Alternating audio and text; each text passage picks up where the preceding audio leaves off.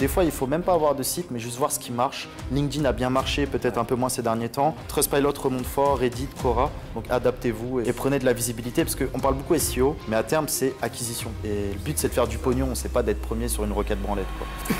En fait, c'est toujours intéressant de se dire, c'est qui alors qu'il est aux US qui est en train de sponsoriser les gars qui sont en avance, tu vois, les audiences qui sont en avance. Quand tu vois ça, tu comprends qu'est-ce qui va arriver en France dans 2-3 ans. Si on prend l'exemple du SEO, bon, il y a plein d'autres marchés, mais des consultants SEO, t'en as partout. Ouais. Même des gens qui ont juste fait une formation de 3 heures, LinkedIn, Expert SEO, constructeur, PageRank, Power, Linking, etc. Et le problème, c'est que quelqu'un d'externe, il sait pas si lui, il est bon ou très mauvais. Acquisition TikTok, et derrière, il rentre dans le groupe Telegram, il monétise avec de l'abonnement et il monétise avec de l'affi. Genre, c'est bien foutu. Ouais, c'est même plus fort que Twitter. Light on SEO, c'est lui qui m'a donné mon plus gros tips, qui m'a mindfuck, qui m'a permis de passer des positions de top 50 à top 3. Ouais. Backlink, do follow, Wikipédia.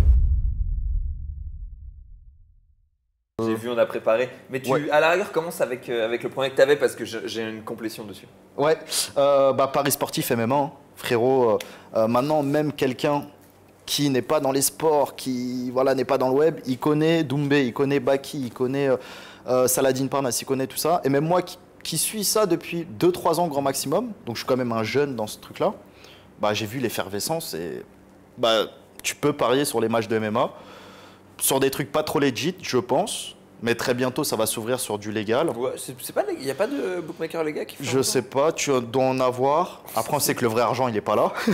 Mais on sait même pas si les books légaux, ils le font. On sait que les books illégaux, ils le font. Ouais, ça, ouais. sûr. Les books légaux, je t'avoue, je sais pas, parce que ceux qui font ça, ils promotionnent des books illégaux en France. Donc, c'est la nouvelle, les nouvelles personnes, entre guillemets. Ouais. Et j'ai vu justement quelques gros sites commencer à se préparer, donc par des équipes SEO, des éditeurs, qui font peut-être des sites allés de 30, 50, 100 pages. Aïe, aïe. Et voilà, une page pronostic MMA plus le nom du mec, c'est peut-être le genre de site que tu vas revendre très très cher demain, parce que tu vas retravailler, tu vas voir que c'est une putain de niche, puis tu peux monétiser très vite. Pour le coup, ouais, donc j'ai deux, trois trucs. Une première. On veut des infos. Retour d'XP. Ça clique dans les cercles. Ouais. Je l'ai fait il y a longtemps. Ok. Je faisais c'était au moment de Usyk et je sais plus qui. Enfin bref, c'était tous les gros de la MMA. Dès qu'il y avait des matchs importants, on les couvrait. Ouais. On faisait pronostic plus non 1, non 2, tu vois. Grave. Ça cliquait plus que les matchs de foot.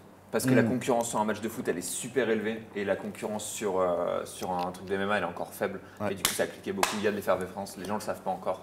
Et donc, en fait, c'est intéressant à les couvrir, honnêtement, je pense vraiment. Et même sans Google News, je pense que tu peux te faire une place. Ah ouais, même si tu n'as pas de gros actifs. Pas news, hein. Ouais, c'est un bon site. Si t'es news, thématisé. Tomber, ouais, carnage. Et du coup, c'est un bon bise. De là à convertir, c'est toujours un peu plus technique, mais en tout cas, il y a de l'audience et il y a du truc. Et je double down sur l'idée Paris sportif pour faire le e-sport. Ouais. Le e-sport, c'est aussi une niche qui était un truc où on générait du clic à l'époque. Et il n'y avait personne dessus. Et c'est des compétitions qui durent très longtemps, le e-sport. C'est genre des compétitions de plusieurs semaines, plusieurs mois, des fois, tu sais, un championnat, etc. Et donc tu peux aller faire, et c'est un truc qui est en pleine croissance. Donc je pense que et MMA et e-sport, si vous voulez faire du gambling alors qu'il est ou du betting, je pense que ces deux trucs-là sont deux très bons angles d'attaque, surtout si vous aimez un jeu vidéo ou que vous aimez tu vois. Vous si t'es passionné, ça aide. Bon, laisse tomber. Hein. Si t'es pas passionné, c'est un boulevard. Si t'es passionné, c'est un boulevard. Si t'es pas passionné, faut s'accrocher parce qu'il y a quand même, faut suivre. Tu vois. Il y a de l'expertise technique à aller développer dans le contenu qui est pas simple à avoir. Tu peux pas juste demander à un gars à Madagascar, rédige-moi des trucs sur des pronos. Faut que ça sente le vrai prono, tu vois. Ouais. Et si tu veux du vrai prono, faut connaître le domaine. Ah, c'est sûr. Et même quitte à faire un média, faites pas un média généraliste. Il y en a 40 millions. Faites un média niché et un média Paris sportif, un média Paris ou MMA ou sport de combat. T'as les sponsors, ils font la queue, mec. Ouais. Parce que ça fait tellement d'audience. Ouais. Je vais pas citer les sponsors parce que j'ai des potes qui bossent avec eux aussi et qui payent très bien. Ouais. T'as beaucoup de chaînes YouTube ou de sites de MMA qui sont sponsorisés, ils prennent des gros billets hein. Ouais, en rebill tous les mois. Ouais, c'est du 5 chiffres facile. Ouais, si j'allais dire, t'as une ordre d'idée, vas-y, donne une fourchette. C'est du 5 chiffres. Okay. C'est du 5 chiffres et c'est pas mal parce que ça te finance tes vidéos, ça te finance ton site. Ouais. Ça n'empêche pas aux gens d'aller rejoindre ton Telegram, de parier ou de mettre des billes. Donc c'est un truc en plus. Ouais, tu peux avoir un sponsor sans niquer tes résultats en affi. Ouais, ça c'est fort quoi. Quand tu commences à diversifier tes sources de revenus sans les dommager, c'est puissant. C'est royal, hein, clairement. Et ouais, e-sport. On attaque sur d'autres niches ou... Bah franchement, t'as dit e-sport. Si t'es chaud aussi d'enchaîner avec une prochaine niche. Vas-y, hein. Moi on en parlait tout à l'heure, mais la psychologie, le psychologue côté psy santé mentale en fait. Santé mentale en général, je pense que c'est une grosse niche. Ça se voit aux US, hein. Aux US c'est en développement absolu. Je sais plus qui c'était aux US qui commence à sponsoriser pas mal de gros podcasts. En fait, c'est toujours intéressant de se dire, c'est qui alors qu'il est aux US qui est en train de sponsoriser les gars qui sont en avance, tu vois, les audiences qui sont en avance. Quand tu vois ça, tu comprends qu'est-ce qui va arriver en France dans 2-3 ans. C'est très intéressant ce que tu dis. Et les deux angles d'attaque que j'ai pris, c'est pour moi, enfin, tu vois, deux des trucs que j'ai pris, c'est deux trucs comme ça. Tout ce qui est santé mentale, alors c'est en train de s'en développement aux US. Il y a encore peu de solutions en France qui se sont digitalisées, etc., etc. Mais en fait, bientôt, ça sera un truc du genre. Les gens, ils auront leur appel avec leur psy naturellement. Ça se fera, genre, ils le caleront ça une fois dans la semaine. Ça sera fait en ligne, ça sera fait simplement. Ça sera avec des Philippins derrière. Allô, madame. Vous vous sentez mieux? Des bons. Vous êtes encore en dépression? Des bonnes ressources, des bons Bien trucs, sûr. etc. Ça va se démocratiser. Comme il y a beaucoup de gens en fac de psy et qu'il n'y a pas assez de taf, c'est un truc où il y a un marché qui va se créer, qui va être fluide, qui va devenir abordable, etc. De l'infoproduit, j'imagine. Parce que le problème des psys, c'est qu'ils vendent leur temps. Et alors, je pense le futur pour scaler tout ça, c'est de l'infoproduit. En fait, je sais même pas, mais en affi, pour les clients, pour les envoyer vers les psys, ça va être intéressant parce qu'il y a du rebill continuel. Tu vois, en fait, t'envoies un mec chez un psy. Si le psy te file 10% de toutes les coms, le gars il est là-bas pour peut-être pour toute sa vie, mec, en fait, potentiellement. On est sur un produit lifetime, tu vois, parce qu'en fait, il y a un peu le truc de genre, c'est un nouveau truc qu'on a ajouté dans la norme de consommation et qui est intéressant et qui est bien et qui est du plus. Tu vois, vaut mieux aller voir le psy plutôt que être là en mode comme nos vieux darons, emotionless, je pleurerai jamais de ma vie.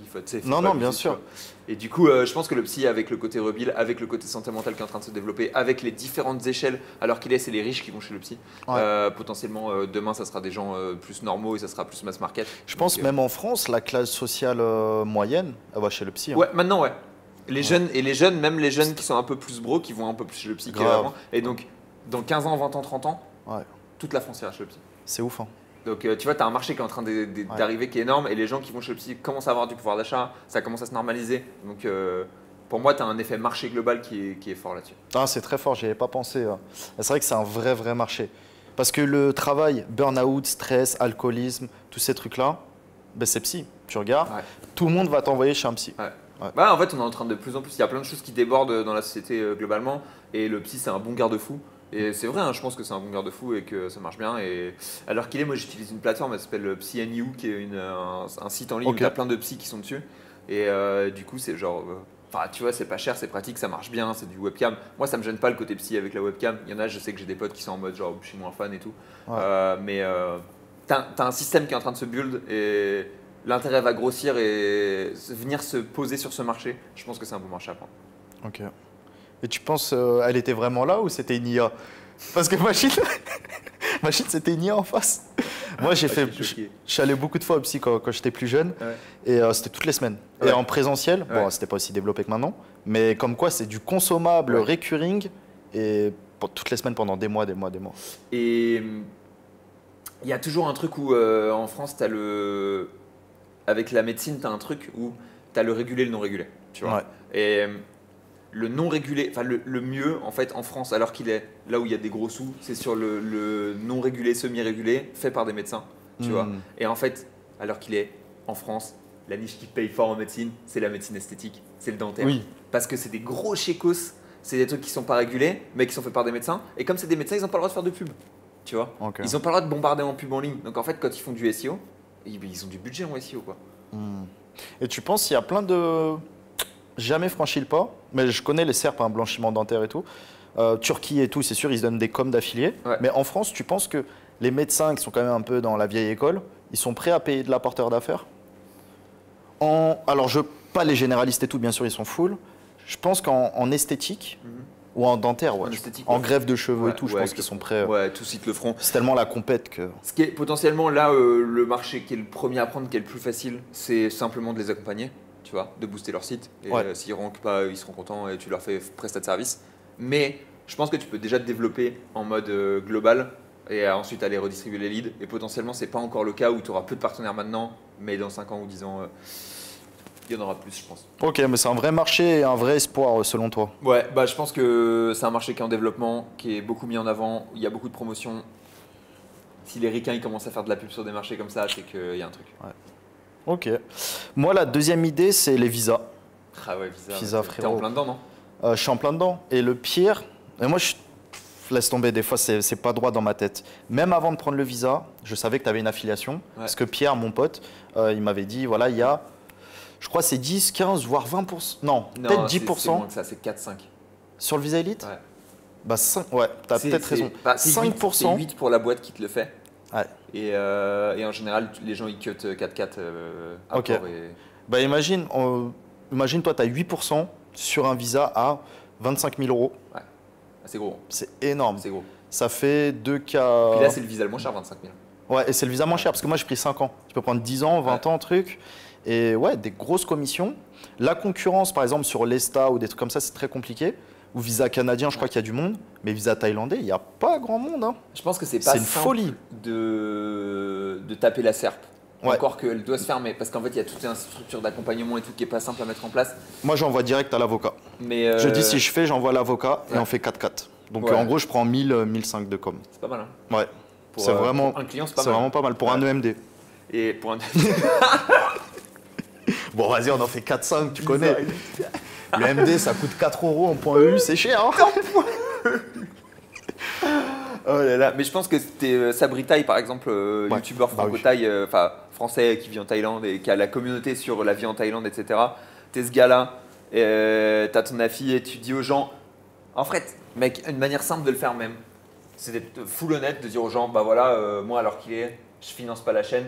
Si jamais vous voulez me remercier pour le contenu et que Bien vous voulez sûr. faire un visa élite, ça vous coûtera pas plus cher. Vous me demandez, je vous plug avec les meilleures personnes que je connais. Moi, je prendrai une petite com là-dessus. Et en fait, mec, avec l'audience qu'il a, je pense que lui, c'est fort, tu vois. Il Ouais. peut en faire 2-3 par mois. Ouais, de toute façon, il a besoin de rien dire. Plus ou moins, vous avez des questions, prenez un calendrier. Ouais. Et dans le calendrier, il put le visa ou C'est fort. le comptable ou le Ouais. truc créateur de société. Ouais. C'est vraiment une porte d'entrée de fou ce qu'il fait. Hein. Ouais. C'est hyper mainstream. Donc ouais, t'as des cheats. Wow. Ouais.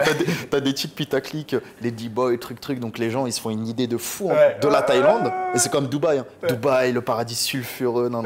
Tu vas à Dubaï, c'est pas ça, tu vois. mais par contre, lui, ça lui, niveau business, mainstream, tous les gens veulent s'expat parce Ouais. qu'en France, c'est un peu la merde. Je pense qu'il a un peu galéré à set up le business model. Ah ouais. Je pense qu'il est en train de l'avoir et il est en train de le saigner. Ah là, il est pas loin. Hein, parce qu'il a tardé à monétiser. Ouais. Les calendriers, c'est récent. Et il a monétisé avec, au début avec des cours de taille, des trucs. Tu sentais qu'il était un peu Ouais. en mode, il savait pas trop sur quel pied danser. Mais là, je pense qu'il est en train de comprendre la direction qu'il a. C'est clair que tu compares les cours de taille à une expatriation. Tu veux créer une boîte, je te mets lui. Ouais. Tu veux un comptable, je te mets lui. Tu veux un visa, je te mets Ouais. lui. Rien Et à tu voir. prends une comme ça chacun, Ouais. c'est non. Je suis d'accord. Et C'est clair. c'est value pour tout le monde en fait. Parce que tu aides trop le gars, t'as que des bons plans, ça envoie vers les bons prestats. Je pense que c'est une bonne chose. Et pour revenir à la médecine, est-ce que tu penses que les médecins généralistes, ils prennent des coms quand ils te renvoient vers un ORL, vers un gastro-truc ou c'est que du copinage et vas-y, Non, tu me prends mais une même, bouteille ils de ont- vin ou des cadeaux? Je sais même pas s'ils ont vraiment le droit, hein, même. Parce qu'il y a du copinage partout et surtout chez les médecins. Je pense qu'ils envoient vers qui ils ont confiance. Ok. Ouais. Mais après, de toute façon, les autres, ils sont. En général, ils te renvoient vers des hôpitaux publics. Donc en général, t'es verrouillé dans un truc, tu sais, t'es. Ah, ils t'envoient pas Il n'y a vers pas du privé. d'argent à gagner en fait dans tout ça. La médecine généraliste est remboursée par l'État. Tu peux très difficilement faire de l'argent dessus. Ok. Mais demain, un client qui a une requête très spécifique et qui dit qu'il a les fonds, ouais, mais ils peuvent pas prendre des coms avec tout le monde. Non, tu me ils, diras. ils prendront pas des coms, ils enverront vers le meilleur qui lui se gavera un peu parce qu'il a la bonne réputation. Mais la médecine, ça se fait tout à la réputation. Même, je pense, les médecins, ils voudraient pas prendre des coms Ok. pour envoyer. Parce Bon. qu'ils auraient l'impression de se vendre et de pas faire la bonne chose et tout. Et comme c'est des gens Ouais, qui sont droits mecs de l'éthique, ouf, ouais. Ok. Ouais. Ils sont un peu plus droits que nous, les médecins. Bon, Vas-y, bah, je j'ai ferai pas médecine alors. Mais les visas, ouais, très très fort. On a parlé de la Thaïlande, Ouais. mais il y a tellement de pays, tellement de procédés où les États sont prêts à vous rémunérer Ouais. si vous apportez des gens qui viennent s'expatrier et payer des visas. Donc, grosse verticale de fou. Bah clairement. Et là, la Thaïlande, ils sont en train d'ouvrir parce que le visa élite, c'est le gros visa qui coûte cher, etc. Mais ils sont en train d'ouvrir plein de petits visas. Visa digital nomade, C'est ça. Les que tu boîtes- m'avais envoyé. Ouais. Les boîtes d'avocats, à mon avis, ils prennent de la fille sur tous les visas, ils s'en battent les couilles parce qu'en vrai, ils vont pouvoir faire tous les visas qu'ils veulent. Ils vous firont potentiellement des meilleurs coms en fonction des trucs, etc. Donc Ouais. à voir comment est-ce que ça roule, mais je pense que plus que le high ticket de ouf à 25K, tu as d'autres produits à même 200 € qui peuvent être vendus en visa qui vont être bien. Plus en mode Esta, quoi, pour le coup. Ok, je vais juste te donner un dernier exemple avant de te laisser. Vas-y. Mais il y a 2-3 ans, j'avais démarché dans le cadre de TBL pour montrer que tu peux démarcher des partenaires, génération de leads. Et je leur avais montré par exemple qu'un mec qui crée des sociétés, donc c'était pas en France, mais c'était au Delaware, Ouais. donc société Delaware très connue, Je connais, hein. 0%, etc., LLC. Eh bien, je me souviens très bien que là, donc j'avais plusieurs contacts et un des contacts m'avait dit, bah nous, en gros, c'est 1 000 € la création de la structure. Ouais. Donc de là, c'est très intéressant. Et tout ce qui est au-dessus, c'est toi qui prends. Donc en Ouais. gros, tu nous ramènes un client, il paye 3 000 €, tu prends 2 000. Il nous paye 1 500, tu prends 500. Ok, ok. Donc c'est marrant. en gros, c'est toi qui fixes le prix, tu nous mets en relation. Ah, ouais, Nous, on ouais, fait ouais. l'argumentaire, Ouais, on le mais prend au tu dois téléphone fixer s'il le faut. Tu dois fixer le prix. Après, tu peux mettre une mise en relation. Voici tel client, par rapport à notre contrat, c'est 2 000 € pour inclure mes 1 000 € de Ouais. commission. C'est pas déconnant. Ouais, ça se fait, en vrai, c'est propre, quoi. Pour ceux qui s'intéressent à Delaware, Ouais. c'est pas le plus opti alors qu'il est, c'est un peu trop cher Delaware en fait. C'est un peu moins cher, genre Nouveau-Mexique c'est un peu moins cher. Ouais, bah après, Et moi, t'en as un autre qui est. ouais, il y en a pas mal qui ont bougé au Nouveau-Mexique. Ouais. Ouais. Plus safe, moins cher, je sais pas, Ouais. mais Et plus moins safe. regardé aussi. Ouais. Parce que Delaware, tout le monde connaît Delaware maintenant. Tout le monde est en connaît, mode, bien sûr. Ouais. Vas-y, je t'en prie, frère, si t'as une idée. Vas-y, en deuxième niche, moi j'ai mis ce que j'appelle les simili-drogues. C'est en gros l'esthétique de la drogue alors qu'il est, c'est un truc qui a été démocratisé. Tu vois, et en fait, autant il y a c'est clivant encore une fois, mais il y a des gens qui vont être en mode prendre de la coke, c'est le pire truc qui puisse t'arriver dans le monde, et il y a des gens qui vont te dire genre c'est cool, tu vois. Et c'est comme ça qu'on se retrouve avec des produits genre Sniffy qui arrivent sur le marché, tu vois. En France. C'est une dinguerie. Et ça, honnêtement, c'est un coup marketing de fou furieux. Incroyable. Et je pense que les gars qui ont sorti ce produit-là, ils se sont gavés à mort. Ouais. Là, ils se sont fait un putain de CV. Ouais. Parce que les vraies boîtes, les vrais mecs qui ont de l'oseille et qui veulent bosser avec eux, Ouais. là, ils se sont fait un bon Ouais, CV. là, ils ont fait voir que c'était pas des bouffons et qu'ils savaient faire du. Ils portaient leur bol, c'est sortir un truc de ouf. Ouais. Est-ce que j'ai envie qu'il y ait des sniffy dans tous les bureaux de tabac en France? Peut-être Non. pas, je pense pas que ce soit une bonne chose. Je pense que c'était un coup market qui était très fort quand même. Ouais. Et donc, ça, par exemple, c'est un coup market qui marche bien. Pour reparler encore des US et de la tendance US qui arrive, tout ce qui est microdosing de champignons ou des choses comme ça, c'est un truc qui arrive pas mal aux US, qui est présent à mort et qui est en train d'être popularisé en France. Tu as Alexandre Pérez qui était derrière le CBD de Golden, qui est en train de faire Mushango avec toute la partie champignons, qui est en train de se lancer. Et tu vois qu'il y a une tendance sur les champignons adaptogènes, genre qui boostent le cerveau et tout le bordel, comme c'est le cas aux US, comme ça va continuer d'être le cas en France. Et c'est un peu la deuxième phase après les compléments alimentaires. C'est le côté genre, on peut aller plus que se mettre à niveau et s'optimiser un peu, on peut aller plus loin grâce à cette espèce de trucs un peu stylés. La réalité, je pense pas que ça soit le cas. Je pense pas que, tu vois, en prenant du Sniffy ou en prenant des Mushango, tu puisses vraiment genre te décupler ta puissance. Je pense que c'est pourquoi pas si tu veux essayer, tu vois. Mais alors qu'il est, il y a quand même un truc où l'esthétique de genre du surhomme développé par la drogue, elle est présente. Les entrepreneurs sont friands de ça. C'est un truc qui va bien se vendre. C'est en train d'être démocratisé aux US depuis déjà plusieurs années. Ça va arriver fort en France. Donc, si vous voulez vous placer sur ça, je regarde s'il y a d'autres trucs que j'ai mis. J'ai mis Mais même moi, sur Lazada, microdosing, Sniffy et champignons adaptogènes. Ouais, c'est ça, quoi. sur Lazada, je connais pas du tout et c'est très intéressant. J'avais commandé des vitamines. Ouais. Tu sais, c'est des vitamines. Bon, ils te le vendent le truc 4 fois plus cher. Déjà, les vitamines, mec, depuis Bali, je suis vacciné. T'as une maladie, t'as un truc, t'as une sinusite. Tu vas à la pharmacie. Ouais. Ils s'en foutent de te vendre un truc, ils veulent juste te vendre des vitamines. Parce que les vitamines, mon pote, c'est 30 balles. Ouais. Alors que tu achètes. 30 balles tes vitamines. Ouais, mais je crois que c'était 500 ou 600 000. Donc Ok. ça revient à 30-36 euros. Toutes les pharmacies, et même en France, je pense, mais à Bali, c'était incroyable. Elles sont tous commissionnées à fond Sur les vitamines, ouais. sur les vitamines, mec. Ouais. Quoi, j'ai une sinusite? Vitamine? Mais non, ça fait 3 mois que je prends des vitamines. Donne-moi un médoc qui va me shooter, tu vois. Et qu'est-ce que je disais? Oui, voilà, j'avais acheté des vitamines sur Lazada, donc Amazon thaïlandais en gros, ou chinois. Et dedans, c'était des vitamines un peu avec du concentré de champignons. Ouais. Donc je connais pas, je sais pas si ça te parle. Bah ouais, moi je suis très consommateur de compléments et tout ça. Et donc typiquement, je fais bah ouais, compléments à mort. Enfin, j'ai plein de compléments, Ok. je bouffe plein de compléments. J'ai tous sur Shopee ou Lazada. Je prends tout le temps, je regarde les composantes et qui les produit grosso modo, mais souvent c'est les moins chers parce que ce qu'il faut savoir, c'est que dès que tu payes cher un complément, bah grosso modo, tu es en train de payer du vent et tu surpayes un truc, honnêtement. Parce qu'un complément, c'est pas cher à produire. Mais le tout, c'est de le marketer. Et si la Nutra, ça payait autant, c'est parce que c'était bien marketé. C'est On te clair. vendait du vent bien marketé. C'est ouf. Donc, moi, dès qu'il y a trop de marketing, je paye le moins cher en général. Comme ça, Tu je me payes le dis, moins cher ouais, je prendrais pas de risque à me faire entuber. Et voilà. C'est comme les bouteilles d'eau un peu. C'est exactement la même chose que des bouteilles d'eau, mec. Et ouais, enfin, pour moi, c'est trop bullshit tout ça. Ok. Et du coup, bref, je prends pas mal de compléments.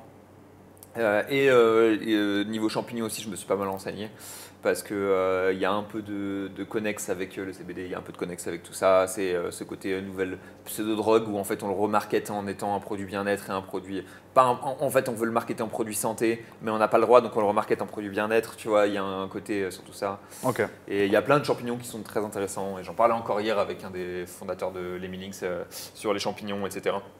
Et le fait que alors qu'il est, tu as des études qui sortent qui disent que les champignons, si tu prends des petites quantités de champignons ou que tu le fais une fois tous les X, des champignons hallucinogènes tradis qu'on connaîtrait, dans un cadre légal, médical, accompagné, etc., bah, en fait, tu recrées des connexions dans ton cerveau que tu n'as pas et c'est plutôt positif pour réfléchir plus largement et avoir des idées. Moi, je pense que les champignons que j'ai sur les pieds, ils sont hallucinogènes. Ouais. Tu veux les tester? Non, je déconne. Très intéressant comme vertical. Donc ouais, voilà, s'il y a des simili-drogues. Et en fait, il y a toute une Ça arrive fort. Hein. un truc médical aux US qui est en train de parler de ça, tu vois. Ils sont en train de faire des tests de genre la kétamine pour soigner la dépression, la MDMA avec le psychologue pour parler de ça et pour évoluer dans des sujets. Donc on est en train de développer une tendance globale de genre essayer de normaliser la drogue en produit médical. Je ne sais pas si c'est une bonne ou une mauvaise chose. Mais c'est en croissance et il y a de l'argent à gagner. Et ce que notre rôle dans le fond, c'est pas juste de montrer des choses où il y a de l'argent à gagner, je pense que sinon. Voilà. Non, mais de toute façon, les gens, ils veulent vivre plus longtemps en meilleure santé. Ouais. Donc en partant de ça, c'est des marchés de fous. Hein. Voilà, je suis d'accord. Super, bah, hyper intéressant. Moi, sur la troisième, donc on avait dit Paris sportif, MMA, les visas, et troisième, Girlfriend et I. Ça, c'est marrant, quoi. Ouais, franchement, c'est pas mal. Ouais. Bah, ça rejoint un peu comme toi, c'est très récent, Ouais. mais le marché, ça a touché des millions et des millions de personnes. J'avais fait une vidéo dessus, tu sais, mon titre Oussama Ammar. Ouais. Et en gros, c'est pour introduire les Girlfriend et I. Ouais. Et ouais, ça fait partie du futur. Tu as déjà énormément de personnes, mais qui s'en vendent pas. Comme les gens qui payent OnlyFans, ils s'en vendent pas, tu vois. Ouais. Mais ils payent. Et c'est pareil, ils payent pour chatter avec des petits amis virtuels d'intelligence artificielle. Et le marché, il en est qu'à 3%, tu vois. Ouais. Peut-être dans 3 ans, ça va faire fois 100 le marché, le nombre de clients. J'ai vu une data l'autre fois qui était genre folle. Je sais pas si tu connais l'appli qui s'appelle Character.ai.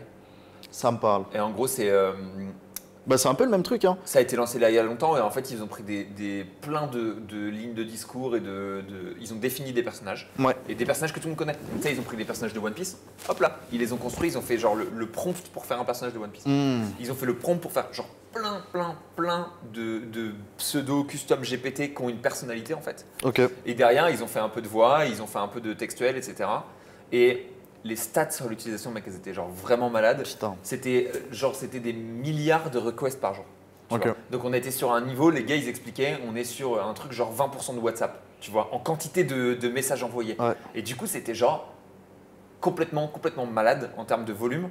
Et dès que le service il était down, t'allais sur le subreddit Character.ai, les gens ils pétaient un plomb, mec. Et les gens ils Non. étaient genre addicts à Character.ai, etc. Parce qu'en fait ils parlaient avec genre un caractère qu'ils aimaient bien, Ok. où ils étaient déjà fans et en fait il y avait de la personnalité. Et du coup ils étaient un peu en mode genre, tu sais, c'est comme si c'était ton pote parce que tu l'as vu tout le temps à la télé et en fait c'est un caractère fictif depuis le début. Mais trop fort. Ça, c'est ouf. Le Hein. modèle il est trop bien, la réflexion elle est bien. Enfin tu vois, je trouve que c'est ouf et ça grossit de ouf le trait des Girlfriend AI et à mon avis il y a une tendance de malade qui va arriver. Bon, on va dire ce que tu as dit, Character.ai, c'est un peu le généraliste, le mainstream. Ouais. Et après, tu as plein de dérivés. Tu as les Girlfriend AI, tu as les Boyfriend AI. Je dirais pas le nom, mais en gros, le plus gros acteur, c'est Candy.ai, Ouais. qui en fait a plein d'affiliés. Une grosse partie de leurs milliers de clients, etc., ça vient de la strate affiliée. Ouais. Donc, ils sont dans des régies et ils ont pas mal d'affiliés SEO, d'affiliés Media Buy, Pop-up, etc. C'est les leaders et ils sont même en perte, je crois. Mais leur but, c'est de gonfler le CA, base client, revendre quelques M, et voire plusieurs M. Et après, Et Candy AI, du coup, c'est Girlfriend et Boyfriend AI, c'est ça? Candy AI, je crois que c'est surtout Girlfriend AI. Ok. Sexting, Girlfriend AI. Ouais. Et hier, c'est très rare que des personnes prennent des calls payants avec moi. Donc, c'est 200 € les 30 minutes. Ouais. Et 200 € les 30 minutes. Et j'ai eu 2 calls hier. Ok. Donc, franchement, c'était grave cool. Ouais. En fait, j'aime bien quand c'est ponctuel. Quand c'est Better Call Romain, quoi. Better Call SEO. Ah, J'ai pris la paternité. Je te jure, c'est le nom. Better Call SEO. stylé. Et franchement, j'ai délivré à mort de la valeur donc avec Alain. Ouais. Et après, avec cette personne-là qui. Et le patron d'un des grosses plateformes concurrentes à Candy.ai. Et il me disait, tu vois, tu as les hentai.ai, tu as les boyfriend AI, et tu as plein de sous-niches où demain, bah, juste boyfriend AI, aujourd'hui où tu n'as pas grand monde, demain ce sera un marché de millions d'euros. Et cumuler toutes ces niches-là, c'est des milliards d'euros. Là, c'est vrai que c'est une putain de verticale. Est fort, je suis d'accord. C'est ouf. Et c'est que le début. Bon, le marché français, il est moins développé que le marché anglophone, mais il y a déjà des boîtes qui font des millions. Et on est au début, quoi. Mais ça fait 6 mois que ça commence, quoi. Ouais, de ouf. C'est très, très récent. Mais voilà, pas mal d'idées de niche à développer. Si j'avais noté une troisième niche. Ah ouais, j'avais mis TikTok Agency, moi aussi. Genre en mode prod le TikTok pour les gens, en fait, simplement, quoi. Tu vois, c'est un truc où, alors qu'il c'est pas beaucoup développé, j'ai pas l'impression. Enfin, tu vois, il y a un peu de trucs, mais en fait, faire une vraie agence spécialisée TikTok, je pense que tu as un futur qui est énorme et qu'en fait, tu fais du TikTok, mais tu fais du format court. Ton expertise, c'est de faire des bêtes de hook, de créer de la viralité, etc. etc. Et alors qu'il est, je trouve j'ai pas l'impression qu'il y ait beaucoup de boîtes qui soient spécialisées là-dedans. Les gens qui font de l'argent sur TikTok, mec, c'est tous des jeunes de ouf. Ils sont tous genre moins de 25. Ils sont tous matrixés par TikTok, ils sont trop forts, tu vois. Et ils sont pas encore professionnalisés. Quelqu'un qui arrive à capter ça, à capter les talents, à les recruter et à commercialiser ça à des bonnes boîtes. En fait, tu as des talents alors qui valent pas cher, qui savent générer de la valeur de ouf. Tu as des boîtes qui n'ont pas encore compris qu'elles avaient ce besoin, mais quand on va leur plug le trafic TikTok, elles vont péter un câble. Donc si tu arrives à faire l'entre-deux, je pense que tu as un truc de malade. Et ça, c'est pour moi patron de TikTok Agency qui vont faire de la prod TikTok et tout le bordel. Bah, si tu regardes tous les gros youtubeurs type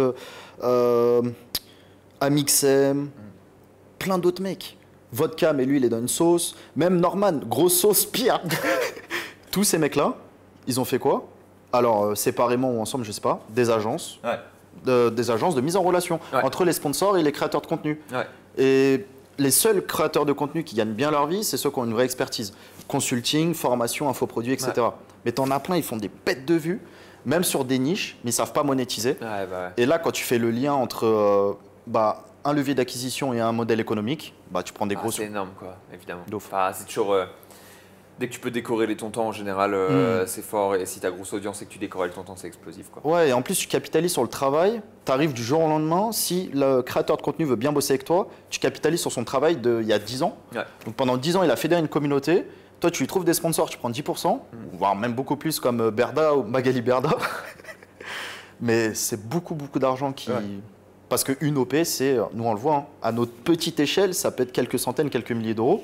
Qu'un mec qui a 1 M d'abonnés, TikTok, YouTube, etc., c'est du 30K, 40K le sponsor, quoi. Mais même parce que là, tu es dans le modèle qui est un modèle de fou furieux de l'agence où tu pumpes les gens et tu les fais travailler. Ce qui est très difficile avec ce modèle-là, c'est qu'en fait, tu peux pas verrouiller quelqu'un pour la vie, tu vois. Complètement. Et si le mec il part, tu perds la main sur son TikTok et tout le bordel. Et tu sais, je disais tout à l'heure que je voulais vendre ma chaîne YouTube. Théoriquement, tu peux pas vendre une chaîne YouTube. C'est un truc qui est pas, tu vois, c'est pas autorisé. C'est de la propriété de YouTube. Donc c'est un truc qui tu peux pas vraiment le faire. Mais entre nous, en mode bise, ça va. On sait que c'est possible. Bien sûr. Mais tu as un côté où quand tu pumpes l'image d'autres personnes, c'est compliqué à monétiser après sur le long terme. Maintenant, même prod du TikTok et apprendre à faire des hooks de ouf et apprendre à, tu vois, à rendre du contenu viral, alors qu'il c'est une compétence que des gens qui ne savent pas la vendre ont. Et il y a des marchés qui ont besoin de ça truc. Enfin, il y a un arbitrage à faire alors qu'il est dû à la nouveauté. Ouais, mais si tu fais une agence, les gens ils te payeront pas pour ça. Les gens ils payeront pour une formation, mais ils payeront pas forcément pour… Bon, ils vont payer, mais je pense pas que ce soit des sommes très excessives pour déléguer 15 shorts par mois. Ou… En plus, tu vois, si c'est pas leur tête, enfin, tu leur files le script. Non, mais parce que toi, moi je pense aux marques, mec. En fait, une brand genre… oui, ok. Tu sais, c'est Discount. Demain, elle peut avoir une strat où elle paye une TikTok agency qui va genre faire un mélange entre ses propres TikTok plus plug des TikTokers et leur filer du contenu. Genre, en fait, si tu vas avoir un TikToker que tu as déjà scripté ta vidéo et que tu lui dis juste, tu sais que ta vidéo elle va dégommer et tu peux le publier chez lui, etc. Tu vois, il y a des trucs comme ça, il y a des méta, genre savoir exploiter la plateforme à 100% pour une brand et dire ok, on va t'envoyer du contenu de malade et tu vas exploser là-dessus, ça va être énorme, quoi. Ok. Putain, là, je vois beaucoup sur Instagram Leclerc. Ils ont pété. Je mets juste une petite vidéo comme ça pour que les gens y voient. Et ils ont pété avec des réels. C'est toujours le même mec. Et à chaque fois, ils prennent des débuts de TikTok très fous, genre un mec qui tombe d'une falaise ou un mec qui se jette. Et après, hop, t'as toujours le même mec au Leclerc de Pont-l'Abbé, bénéficier de 30% de remise sur les pépitos. Mec, ils font 1 million d'impressions, voire plus, par vidéo. Et ça a donné une confiance à Leclerc, juste avec ce mec-là, qui doit être sûrement un mec d'une agence de com, tu vois, mais il a pas du tout la tête du marketeur. Et le meilleur marketeur, c'est celui qui ressemble pas à un marketeur. Et incroyable, frère. En fait, incroyable. Ce qui est ouf, c'est que les gars au market et à la com en interne chez Leclerc, ils peuvent pas faire ça. Non, ils peuvent pas. Ils sont débrouillés. Tu es obligé d'être une agence pour arriver et dire aux gars, non, mais on va faire ça. C'est moi qui connais la plateforme et tu forces ça. Parce que si tu dois valider ça avec une strat comme ça avec ton supérieur chez Leclerc, impossible. Donc, c'est un truc où politiquement, tu es obligé d'avoir, enfin malheureusement, hein, tu vois, parce qu'en vrai, ils gagneraient de l'argent et du temps à le faire en interne. Mais bon, politiquement, tu fais appel à une agence, et ils sont là genre ok on va être choquant mais on va te faire ça parce que c'est TikTok et t'as pas le choix. Tu leur fais confiance parce que t'as pas le choix et ils le font pour toi et tu te retrouves avec des strates de malades comme ça, de genre, tu sais ça me rappelle les pubs à l'époque sur Facebook où ça commençait par un téléphone qui se faisait découper avec une scie. Ah j'ai pas vu celui-là. C'était genre t'avais un téléphone, il arrivait sur une scie et tu sais il commençait tout juste à se faire découper, là boum t'avais une pub de jeu mobile qui arrivait. Ok. Genre ouais, vraiment pour catcher. Ouais parce qu'en fait si t'avais hook avec un truc qui était, tu vois le packaging et pas le produit donc c'est décorrélé et tu perds de l'attention mais il vaut mieux perdre un gros taux que tu as catché que tu vas pas catcher du tout quoi. Donc en gros là c'est la même technique avec le client hook de fou furieux. Et non j'avoue une agence B2B à étiquette avec des grosses marques. Moi ça me ferait plus kiffer de faire de la mise en relation marque créateur. Je vois plus de perspectives de développement et moins de faire chier avec avec Leclerc quoi. Mais ça peut être qui vont mettre 1 an à sortir un billet.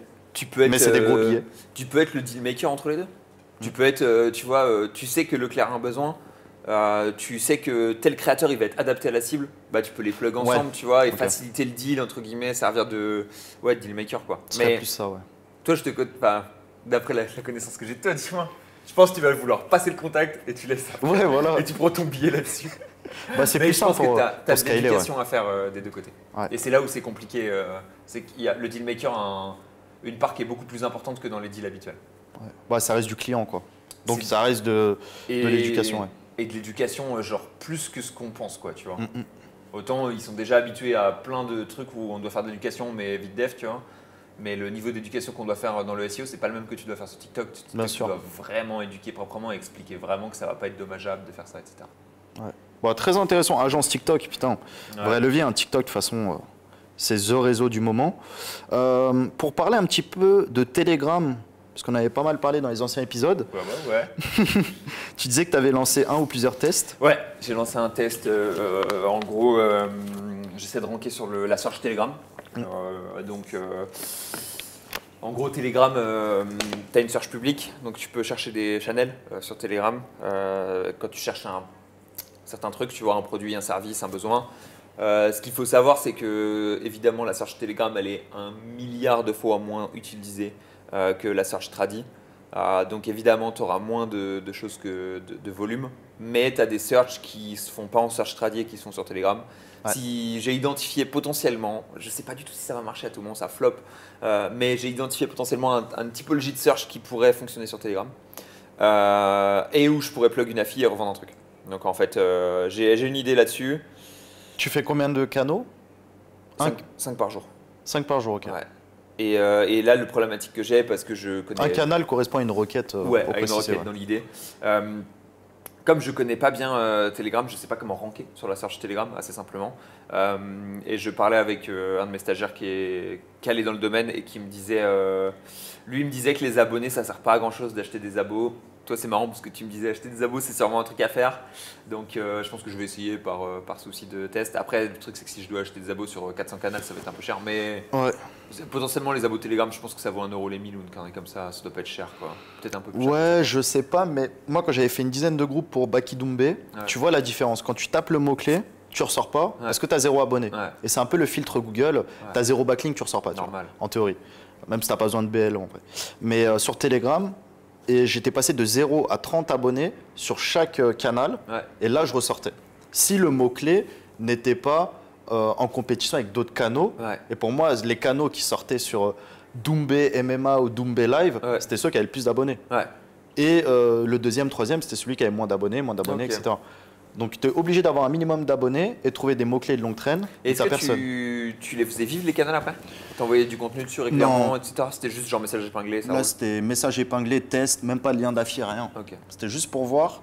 Et le soir du match, bah, j'étais passé sur un ou deux canaux à 500 personnes, Ouais. 500 abonnés. Ouais. Donc t'as un Donc, ou deux qu'on pop fort. Ok. Donc j'ai Ok, vu que ça marchait, quoi. Ouais. Mais si j'étais resté à 0 abonnés sans l'achat d'abonnés pour sortir du fil Telegram, Ouais. j'aurais jamais eu de Ouais, visiteurs. t'aurais pas fait les 500 quoi. Non.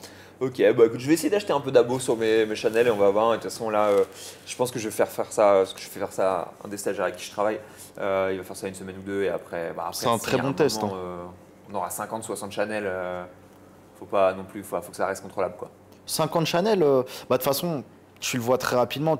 Les seuls channels qu'ils vont prendre, c'est ceux-là qu'il va falloir bosser. Ah ouais, c'est Parce ça. que sur 50 channels, si une requête, un channel, ce sera peut-être mots-clés plus Lille qu'il faut fonctionner. Ouais. Parce que Paris, il y a déjà trop de monde, Nantes, il y a déjà trop de monde. C'est ça, grosso modo. Et enfin, bon, ma manière d'aborder le problème fait que sur les grosses villes où il y a beaucoup d'offres, ça passera pas. Moi, je suis un peu en mode offre secondaire, pas folle, donc ça fonctionnera, je pense. Il y a moyen que ça fonctionne dans certaines villes. Ouais. Je vais essayer. On bombarde, on voit ce qui se passe. Bah, de toute façon, pour faire pop un groupe, enfin un canal, t'as pas 10 000 solutions. Je pense que tu as l'influx. Ouais. Donc tu payes un mec qui a un groupe de 30 000 personnes, tu lui donnes 200 balles, il te fait une pub. Donc tu déverses un peu les gens qui sont là pour voir des bagarres sur des groupes Telegram qui vont arriver sur ton groupe à toi, qui est peut-être proche de la théma. Tu peux booster Twitter, on en parlait. Ouais. Tu peux aussi créer plein de groupes Telegram qui vont être pensés pour ranker sur Google. Parce que tu as plein de gens qui tapent genre Telegram MMA, Telegram. Tu peux même faire des pages d'ailleurs. Tu peux même faire des pages. J'ai travaillé dans une entreprise où on avait une page qui carburait fort. Ok. Et c'était les meilleurs channels Telegram ou je crois que c'était les meilleurs channels Telegram pour crypto, un truc comme ça. Ok. Et ça c'était une bonne page. Et il y avait des channels Telegram qui payaient à l'abonné. Donc en À gros, l'abonné. si on faisait ou au clic même, je sais plus exactement, mais dans l'idée, si tu faisais 1000 clics, ils te reversaient une com. Parce que eux derrière, c'était du pump and dump sur des cryptos. Bon, bref, voilà. Ah ouais, c'est chaud. Faut pas croire, hein, il y a, dans la crypto, quand tu fais de la promotion crypto, c'est très rare que tu aies des bis qui soient sains. Ouais, surtout sur Telegram. Allez pas apprendre la crypto sur Telegram. Ouais, c'est pas la meilleure idée d'y Non, c'est clair. Vous allez rentrer dans un schéma où vous allez tout perdre. Ouais. Autant apprendre sur YouTube ou dans des vrais livres. Des vrais livres. Voilà, je conseille plus d'apprendre vraiment C'est les, vrai, les bases du trading à la FNAC que sur Telegram, c'est chaud. Quoi. C'est vrai. Parce qu'en fait, les gens qui sortent un livre, c'est des gens qui ont assez la déterre pour faire un vrai truc, tu vois, qui sont pas en mode scam, je pense. Ouais, c'est vrai, t'as raison. Et tu peux donc ranker sur Google. Et c'était quoi? Ah oui, tu as aussi une méthode qui se fait depuis quelques années, qui est quand même pas très connue, c'est le scrapping. C'est le scrap automatique de groupe. Ouais. Donc les canaux, tu peux pas savoir qui est dedans, mais les groupes publics, tu peux savoir. Ouais. Donc tu as des logiciels et des prestataires sur Upwork, Fiverr, où tu as même des logiciels, tu tapes Scrapper Auto, Scrapper Telegram Tool, tu payes $50 et tu as un scrapper qui va aller sur tel groupe, récupérer tous les gens et les ajouter sur le tien. Donc ça, c'est la méthode la plus radicale pour ramener des gens qualifiés sur ton groupe. Ok. Scrapper Telegram. Et ça les invite et ils doivent accepter ou pas? Je crois qu'ils sont... Alors, pas tous, mais ceux qui sont récupérables sont ajoutés de force. Par contre, généralement, ils se barrent, tu vois. Enfin, ils sont ajoutés de force directement dans le groupe, mais généralement, ils disent quoi ce groupe? Allez, je me barre, tu vois. Ouais, normal. Mais si tu en ajoutes 1000, tu as peut-être 300 qui vont rester. Et 300 qui regardent du foot, donc ils vont parier. Ou qui regardent du MMA, donc ils vont parier. Ou t'as de la vraie audience, quoi. Ou du groupe Counter-Strike que tu vas monétiser avec du betting d'e-sport. Sur les ouvertures de box, là. Ouais. Mais Telegram, très très fort, ouais. Bah écoute, c'est le test. En tout cas, je fais un test là-dessus. Je vous tiendrai au courant, comme d'habitude. Incroyable. Ce sera sûrement pas concluant. Bon, voilà. Ouais. Après, si t'envoies les abonnés... Ouais, je vais essayer d'envoyer de l'abo. On va voir ce que ça donne. Quand je ferai la première conversion, je vous dirai. Et chaque canal, tu mets un lien affilié? Ouais. Ok. Ouais, j'envoie toujours vers un truc. Encore une fois, c'est pas parfait, c'est de la seconde offre, c'est pas exactement ce que les gens cherchent, mais ça peut fit au vu du besoin, donc ça va quoi. On va voir, la conversion sera pas folle, mais si on convertit un peu, c'est déjà ça de gagner quoi. Ouais, c'est un très bon test et comme on le disait, Telegram et YouTube, c'est les gros leviers de fou. Ouais, on va tester ça. Moi aussi, ça me chauffe de faire un gros groupe, de me mettre 2 jours dessus, genre un week-end, télécharger un outil de scrapper automatique, je prends des gros groupes de foot, de trucs, je fais un gros groupe de betting. je copywriting même pas. Je vais sur le meilleur groupe de betting, je copie, je colle, je remplace juste mon lien d'affi. Ouais. Ça marche. Hein. Bah franchement, ouais. Faut juste le faire. Enfin, ouais, c'est assez ouf, mec. Je parlais pas mal avec quelqu'un dans mon entourage qui est dans ce bail-là. Et il est tipster aussi. Donc, tu sais, en fait, il a la double monétisation de groupe public vs groupe payant et monétisation d'affiliés derrière. Et du coup, c'est assez fort quand même. La doublette, c'est fort. Et acquisition TikTok, lui, pour le coup. Ah, TikTok. Ouais. C'est vrai que TikTok, putain, j'avais pas pensé. C'est Imagine, même mec, plus viral que Twitter. la doublette, c'est fort. Hein. Genre, acquisition TikTok. Ouais. Et derrière, il rentre dans le groupe Telegram. Il monétise avec de l'abonnement. Ouais. Et il monétise avec de l'affi. Genre, c'est bien foutu. Ouais, c'est même plus fort que Twitter en fait. Ouais. Autant, parce que c'est viral de ouf, c'est time, donc tu sais, il y a un côté où quand tu es dans l'événementiel, etc., tu peux faire de l'interaction forte, tu peux aller chercher le truc, tu peux être aussi evergreen sur TikTok, entre grands guillemets, genre taper le même sujet en boucle sous des angles différents, etc. Donc ouais, franchement… Faudrait voir les codes de TikTok parce que c'est comme YouTube. J'avais essayé de scraper une dizaine de vidéos TikTok et de les republier sur YouTube. Bah, t'en as certaines qui étaient déjà publiées, dont droit d'auteur, mais t'en as certaines qui n'étaient pas publiées, donc inconnues par l'algo YouTube et qui avaient fait 400-500 vues, tu vois. Donc c'est que dalle, mais sur de la masse. C'est pas mal du spam, de l'arbitrage de contenu, simplement. De l'arbitrage de contenu. Tu prends à droite, tu prends un A, tu mets sur B. Ouais. C'est une bonne idée en vrai. Ouais. Et si tu scrapes en continu et en temps réel tout ce qui sort sur une plateforme et que tu ripostes automatiquement sur les autres, même si on sait que tes shadowban TikTok, quand tu envoies depuis un PC les contenus qui sont pas optimisés ou avec le petit logo TikTok qui vont moins perf sur l'autre, etc. Même s'il y a toutes ces merdes, comme c'est full automatisé et c'est en temps réel, il y a moyen que ça soit… ça fasse de l'argent même, honnêtement. Je pense qu'il y en a qui font ça. Hein. Moi, je l'avais fait sur Amazon. Sur YouTube, tu sais, tu as plein de shorts de review où le mec il montre le couteau, il montre comment ça coupe et tout. Ouais. Et sur Amazon, tu as un système. Alors, je n'ai pas fait de commission parce que je n'ai pas validé le dernier truc. En fait, en vrai, il faut des vraies vidéos de toi. Ouais. Mais moi, tu connais, j'ai récupéré 40 vidéos, j'ai foutu sur Amazon. Ouais. Et en vrai, si les gens d'Amazon regardent ta vidéo et cliquent sur le produit en dessous, tu prends une com. Donc ça, c'est un vrai levier à creuser. C'est le système influenceur d'Amazon qui est très récent aux US et pas mal de petites choses à faire. Ce serait intéressant de parler un petit peu de la Presta SEO. Je pense qu'on a un petit peu le même avis, le fait que si on prend l'exemple du SEO, il y a plein d'autres marchés, mais des consultants SEO, tu en as partout. Ouais. Même des gens qui ont juste fait une formation de 3 heures, LinkedIn, Expert SEO, constructeur, PageRank, Power, Linking, etc. PageRank Builder.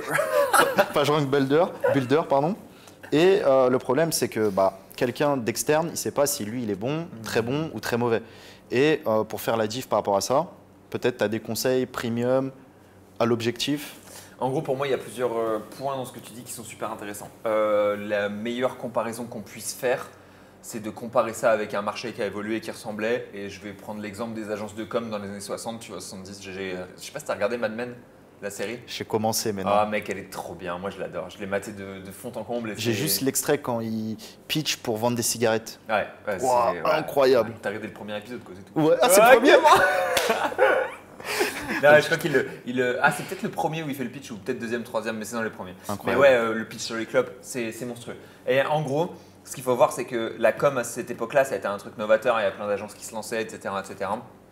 Et ensuite, avec le temps, si on compare à ce que c'est la com maintenant, il y a 2-3 choses.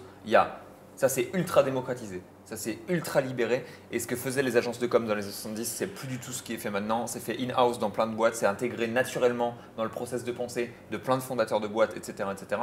Et donc, en gros, l'agence de com, comme elle existait dans les années 60, elle n'existe plus. Il y a encore des agences de market et de com qui existent, mais c'est des trucs genre, c'est des gros génies, c'est du super à étiquette, et c'est genre, on explose le cerveau. Et ensuite, tu as de la com au sens, les petites mains de la com, tu vois, en général, tu vas les voir, tu sais, ils ont le plan déjà prédéfini, etc. Et ça roule tout seul et on envoie. Et c'est juste de l'exécutif et c'est du client histoire de faire tourner le biz, quoi.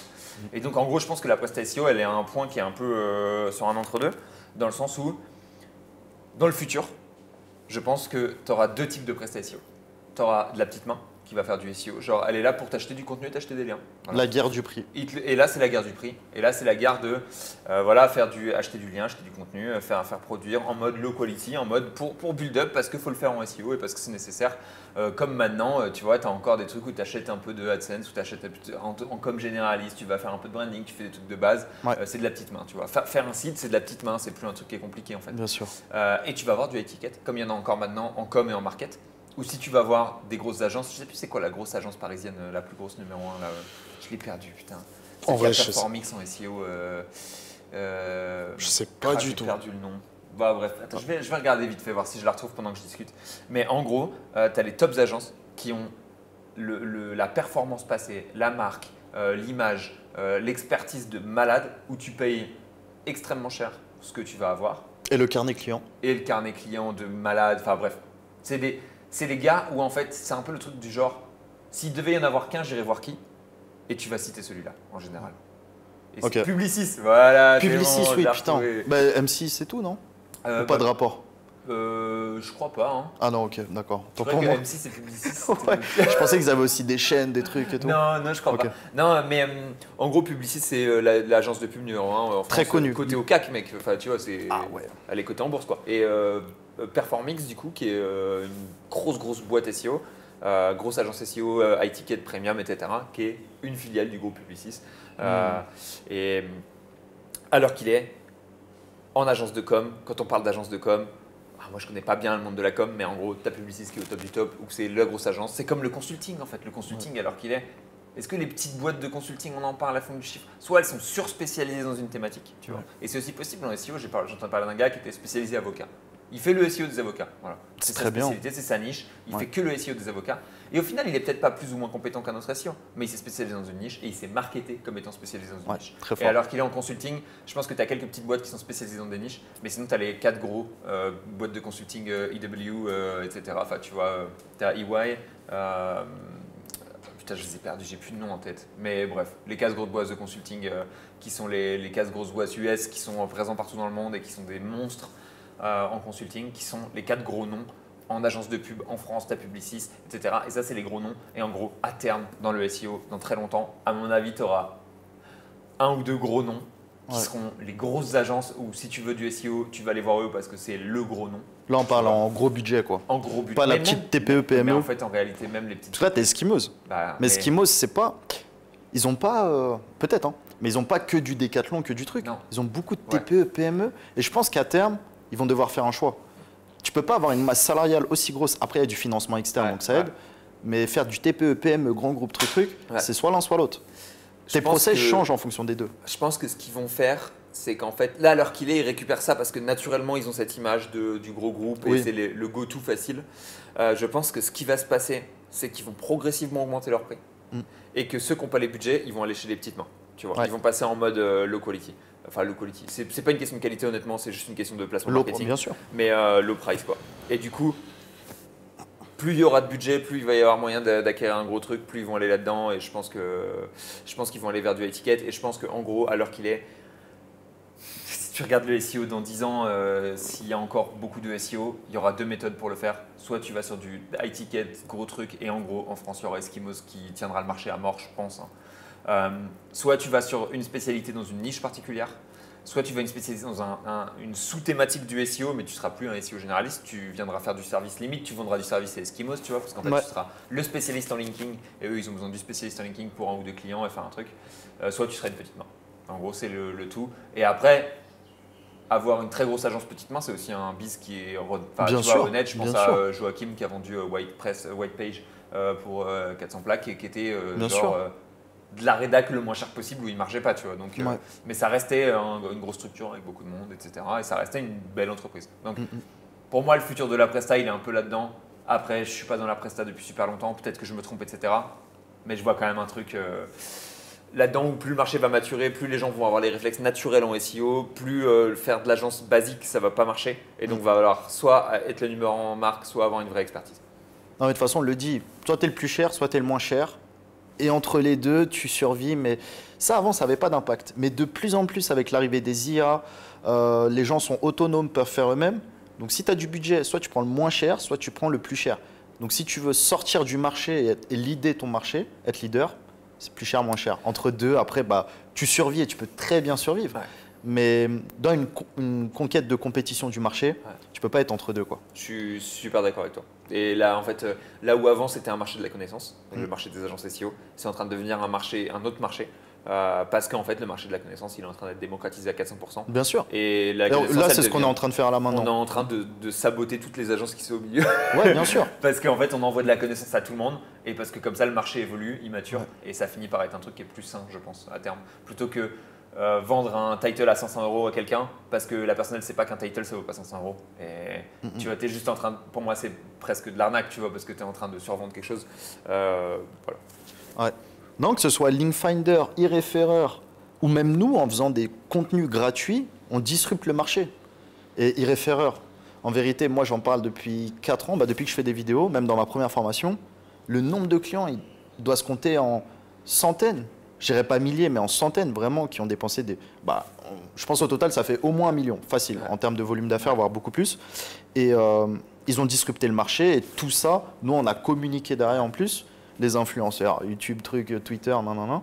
Et non, franchement, en fait, parce que c'est le moins cher. Parce que s'il était entre deux, en mode ouais, je fais des contenus, mais je les fais super cher, ou je fais des liens, mais je vous mets une douille de commission là, truc, ça ne serait pas survécu. Non, je suis d'accord. Ça a été simple, efficace et le placement était très calé sur le fait que ce soit le moins cher. Les éditeurs desquels on fait partie sont toujours à la recherche du moins cher et du meilleur rapport qualité-prix. Donc écoute, c'est ce qu'on a fait, ça a bien marché.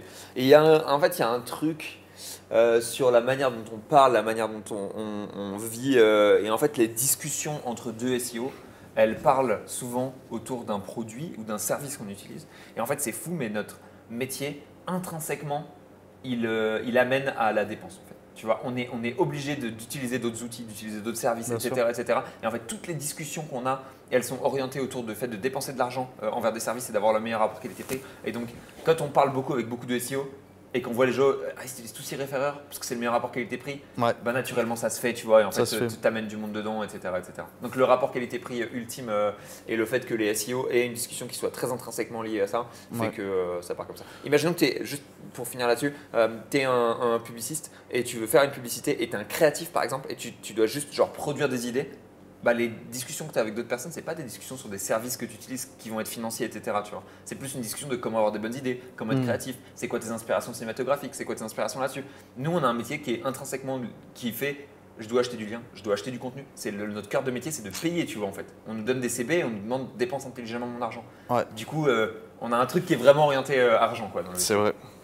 C'est vrai, en plus, ce truc-là du trafic gratuit, de base, on est comment dire, préparé à minimiser les dépenses par rapport à un média buyer où il va tester 4-5 régies, il va dépenser à mort, il va avoir la régie qui paye. Nous, on est vraiment configuré pour dépenser le moins possible. Le SEO est un rat, mais un bon SEO, c'est un gros rat. Je ne connais pas de très bons SEO qui se peinent comme ça des milliers d'euros à des agences. Ça n'existe pas. C'est dans notre ADN. Dès qu'un SEO il commence à surdépenser, ça marche plus. Ça marche plus. C'est un truc de ouf, mec. Si tu délègues et que tu n'es pas derrière le projet, ça marche encore moins. C'est clair. Dès que tu commences à dépenser de l'argent comme, tu vois, en mode à tout va, sans trop réfléchir, tu le fais inutilement et tu te fais manger par d'autres qui dépensent moins. C'est clair. Peut-être un dernier point. Alors, je peux te proposer deux choses. Soit on peut parler lifetime value, soit on peut parler knowledge graph. Ou je sais pas si tu vois un autre truc. Knowledge graph, j'aime bien. Vas-y, ça fait un peu de technique ce qu'on a fait. On a parlé un peu de technique, mais pas tant que ça. Ouais. On peut faire d'une pierre deux coups, mais knowledge graph, je discutais avec. Alors, qu'est-ce qui s'est passé? Plusieurs étapes dans le truc. Récemment, j'ai fait je me suis dit, vas-y, je suis pas dans le knowledge graph, faut que je me déclare, faut que je trouve un moyen de me déclarer knowledge graph. Ça, c'est les tests, tu vois, la R&D habituelle. Donc bref, j'en parle avec A, B ou C, je sais plus exactement, je sais plus avec qui j'en parle. Avec Kevin de Indexation. C'est Kevin j'en ai reparlé après, mais la première personne, je crois que c'est Axel du Ninja Linking qui me dit attends, mais j'ai une conférence de Chiang Mai SEO où il y a des slides d'un gars et c'est une conférence que j'avais vue, que j'avais zappé. Il me renvoie les slides, je revois le truc et je vois un moment qu'il achète son knowledge graph sur Legit. Donc c'est une plateforme à la Fiverr spécialisée SEO. Je connais pas. Qui est pas dégueu, mais qui est ok. Bon voilà, passons. Bref. Je vais sur cette plateforme Legit, je vois un gars qui vend des knowledge graph à vraiment pas cher, à 45 $ pour le coup. J'en achète un. Il me le fait. Ça sort, il me dit ah ouais, c'est quoi ta classe, t'es quoi comme typologie de knowledge graph, t'es entrepreneur. Ah, entrepreneur, faut payer 100 balles de plus. Je dis ouais, c'est pas mis dans la fiche, mec, de quoi tu me parles Oh, l'upsell Pourquoi caché. je dois payer 100 balles de plus en tant qu'entrepreneur, tu vois? Après m'être fait vacciner casino, je me fais vacciner entrepreneur. Et donc, je lui dis ouais, tu l'as pas mis dans la fiche, pourquoi est-ce que je dois payer? Bref, ça l'a saoulé. Il m'a dit ok, vas-y. Il fait la fiche, il a augmenté ses prix depuis, du coup maintenant il a 150, 200 dollars, 250 je crois. Désolé d'avoir fumé le plan. J'en parle avec Kevin. Kevin il me dit non mais attends, je te fais voir un outil parce que mec ton knowledge graph il y a un problème. Et là il me fait voir mon knowledge graph, en fait j'ai pas une entité dans le knowledge graph, j'en ai 3. Ok. Donc j'en ai créé une nouvelle. Potentiellement lui il en a peut-être créé 2 même, et j'en avais une qui était déjà présente et qui était fiable en fait. J'en avais une qui était déjà déclarée, qui rankait pas, mais elle était déclarée dans le knowledge graph. Et j'en ai 2 autres qui sont arrivées en plus qui sont un peu foireuses quoi. Ok. Donc là, il faut que je fasse un travail pour tout réunir sur un seul et que ça soit une entité qui rank. Et moi, honnêtement, l'objectif final, c'est de déclarer une fiche Wikipédia. Ça serait le summum, parce que si j'arrive à transpercer Wikipédia, ce serait top. Ouais. Donc là, il faudrait que… Le problème, c'est que j'en ai parlé avec Tremplinium pour rentrer sur Wiki, c'est beaucoup de Google News. Mais du Google News, pas du Google News de SEO, c'est du vrai Google News. Ouais. C'est l'article Le Monde, c'est des conneries comme ça. Ok. Donc marqué comme non payé, enfin bref, tu peux pas tricher en fait. Simplement les modérateurs de Wikipédia, c'est les chiens de garde les plus entraînés que tu puisses avoir, tu peux pas tricher là-bas. Ils sont trop forts. C'est trop fort. Donc alors qu'il est, j'ai mon système de knowledge graph là qui est pas ouf, faut que je l'améliore, faut que je centralise ça. Et je pense que si vous êtes une marque et que vous voulez vous déclarer sur le knowledge graph et avoir une entité nommée, etc., pour tous les bénéfices que ça peut avoir, il y a un truc à aller jouer. Et ça se fait pour 500 balles sur Legit ou Fiverr ou des trucs comme ça. Ok. En parlant de Wikipédia, d'ailleurs, je peux dire un des plus gros tips qu'on m'a donné dans ma vie, que je répète. Enfin, quand on me donne les tips, je les donne pas. Moi, c'est vraiment ma R&D à moi que j'aime exposer. Tu le vois. gars, il est sur le point de lâcher un tip Non. devant 5000 personnes. Je crois que maintenant, il marche plus. Ou dans tous les cas, les gens ne le trouveront pas parce que ça date de quelques années. Mais le plus gros tips qu'on m'a donné, et généralement, justement, quand on me dit hey, Romain, t'as vu le dernier tip? Des fois, me dis pas. Dis-moi juste, c'est quoi le truc que tu as cherché? Je vais chercher, je vais le trouver. mais quand je débutais, le plus gros tips qu'on m'a donné, je pense qu'il regardera, Walid, Light on SEO. Ouais. C'est lui qui m'a donné mon plus gros tips, qui m'a mindfuck, qui m'a permis de passer des positions de top 50 à top 3. Ouais.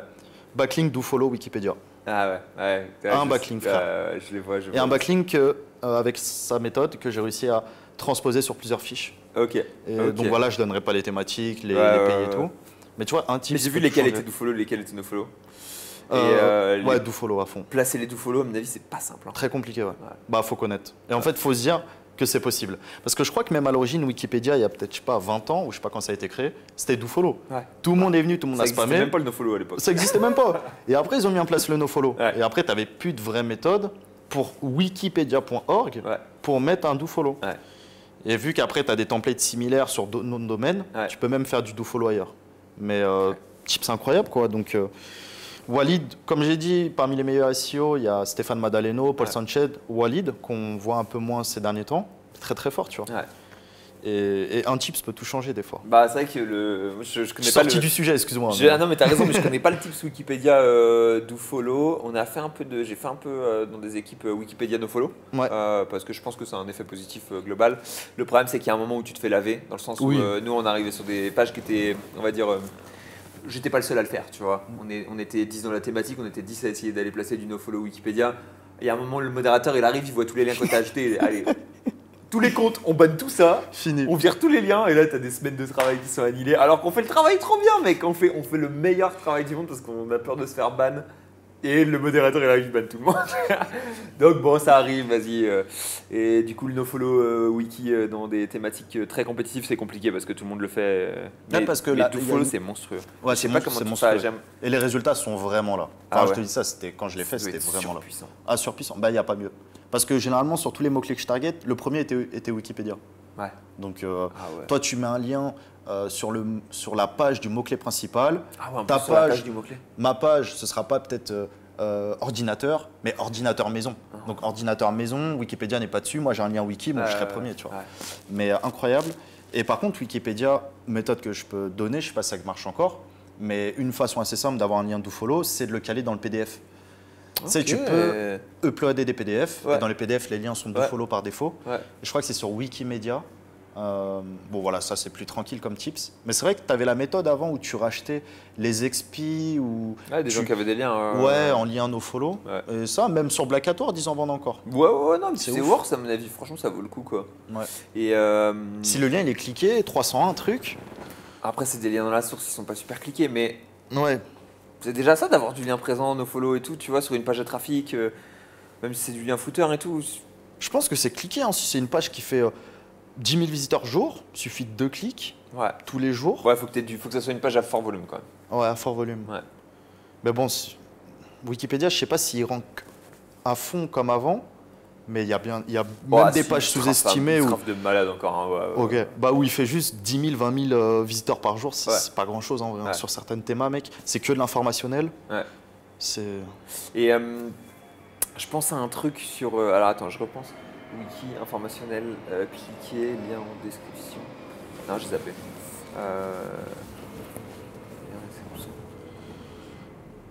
Non, je sais plus ce que je voulais dire. J'avais une idée, mais Bon, t'inquiète. je l'ai laissé filer. Mais ouais, Wikipédia, lien dofollow incroyable.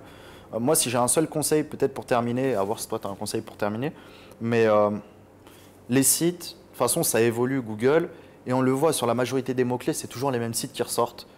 Là, on peut le voir, Reddit, Trustpilot, etc. Moi, je connais des gens qui n'ont pas forcément de site sur une thématique donnée, ils ont juste des fiches Trustpilot, ils font de l'argent.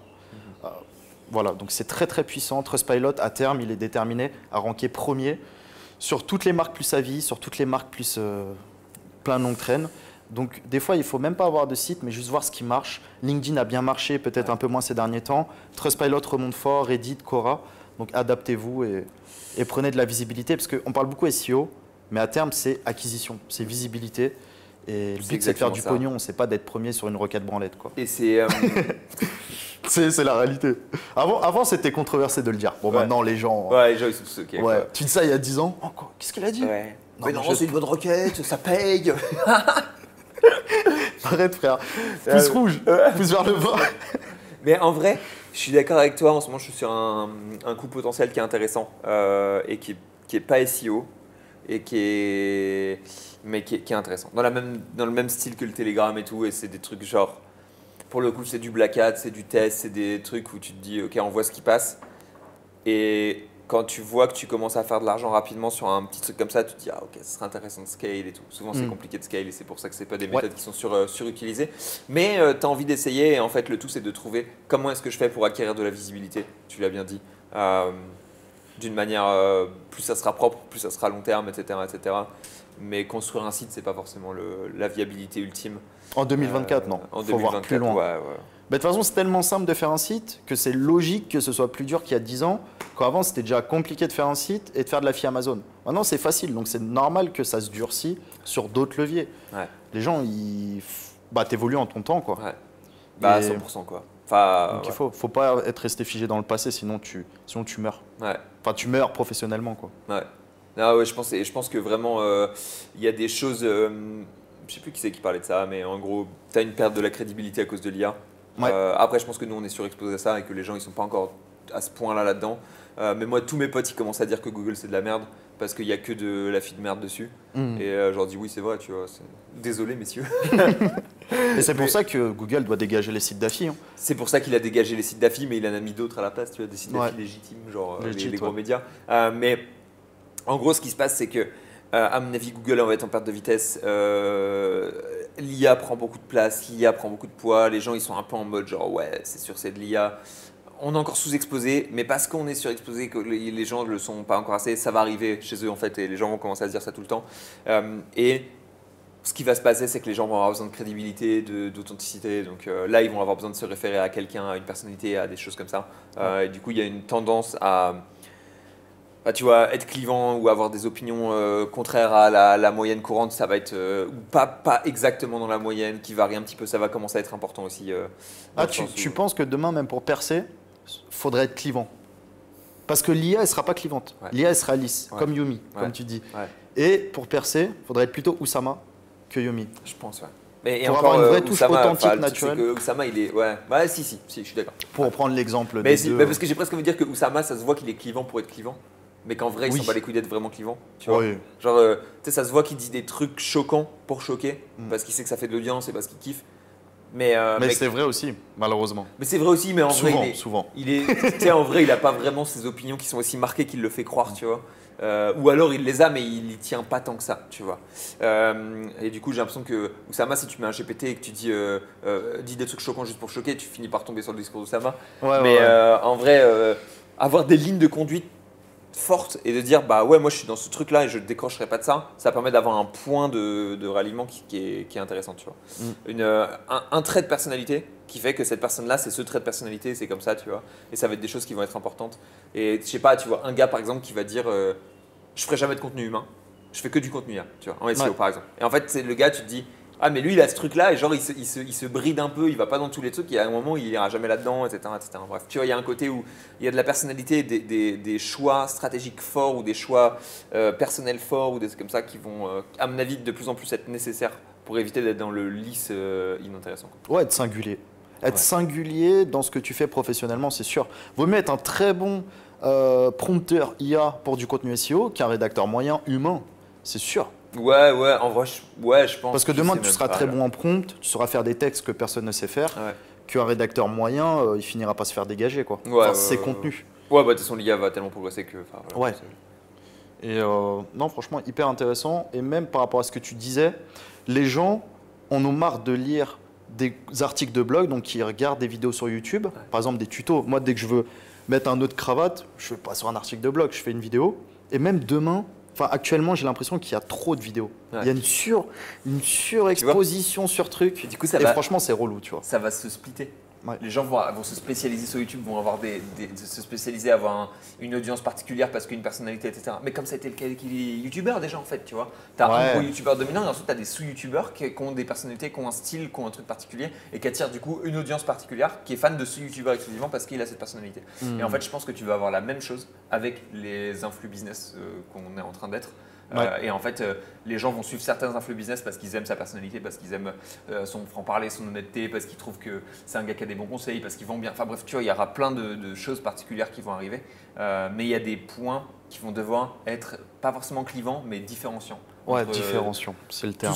Tout le contenu qui va être bombardé, parce que demain, tu vas avoir des trucs qui vont permettre de monter des vidéos en une seconde en un clic, comme GPT permet de créer un article en un clic, et à l'heure qu'il est, les articles, ils doivent être différenciants, soit par un niveau de qualité extrêmement haut, soit par un copywriting, soit par une acquisition particulière, soit par un style particulier pour qu'ils soient vraiment intéressants.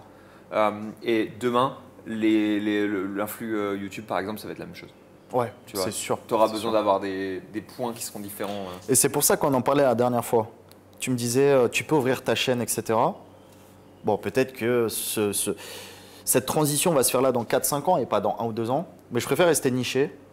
Parce que pour moi, j'aurais toujours, par exemple, plus d'intérêt et surtout pour mon audience à rester SEO Black Hat, tant que je ferai du SEO Black Hat, maintenant même SEO en général, que faire Make Money, où à un moment tu pourras parler Discord, un moment de YouTube, un moment de SEO, un moment de truc. Au final, tu parles à tout le monde, donc à personne. Et en fait, c'est pas clair, ton positionnement, il est pas clair. Je suis d'accord, je pense que toi, tu le fais à l'extrême. Ouais, c'est sûr. Je pense que moi, personnellement, ce que je vais essayer de faire, et ce que je pense que la bonne chose, c'est de faire un entre-deux, où tu fais une vidéo sur deux. Une vidéo sur deux, ouais. Une vidéo sur deux, tu démontes ton expertise. Et quand tu fais les deux en même temps, ça te permet d'ouvrir du public et de les évangéliser aussi. Parce qu'en fait, le SEO Black Hat, ça reste un. Tu vois, quand Yomi, il a fait comment gagner de l'argent sur Internet, il a évangélisé le drop. Et en fait, s'il avait fait que des trucs genre comment optimiser son flux au Berlo, bon bah il aurait pas fait de, tu vois, il serait pas le Yomi qu'il est alors qu'il est. Ouais, lui il est vraiment en début du funnel. Ouais. Où il va chercher en mode lifestyle, etc. Mais le tout c'est de faire je pense qu'il faut faire les deux. Ouais. Tu vois, le funnel faut le couvrir de A à Z. Je pense que toi à l'heure clé tu fais beaucoup de bottom. Ouais. Moi à l'heure clé je fais beaucoup de bottom aussi. Mais vas-y, tu vois, on va essayer d'évangéliser. Arthur typiquement des Wizards, il est très top.